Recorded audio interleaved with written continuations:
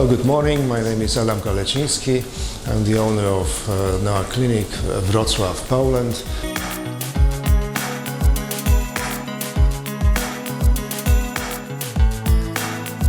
This patient I wanted to describe, who came to me today, she underwent breast augmentation 11 years ago, and then now we had to replace implants. Of course, we in such cases say that we can do both things. I can give her options to perform breast implant replacement or simply getting rid of implants. It is also possible, and from medical and surgical point of view, maybe even more recommended.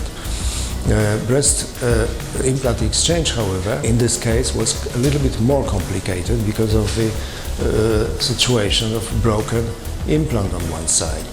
In such cases, we have to clean it out, flush out the silicone, remove the remnants of the implant, and then today I just inserted new implants in the same pocket. Luckily, this was relatively simple implant replacement, as this implant was quite small.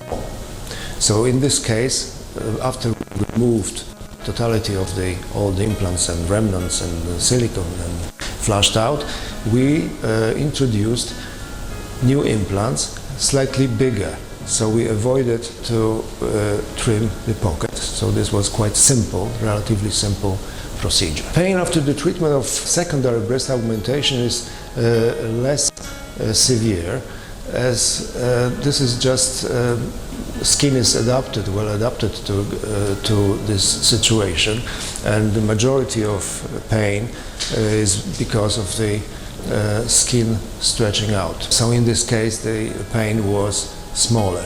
But pain in general, we can say that this is very individual phenomenon, and it depends on patients mostly, not necessarily on the type of surgery. Sometimes we have patients with threshold very low, sometimes we have patients with pain threshold very high, and sometimes we need to use quite strong painkillers. Sometimes these painkillers are quite weak, or there are patients they don't want painkillers at all.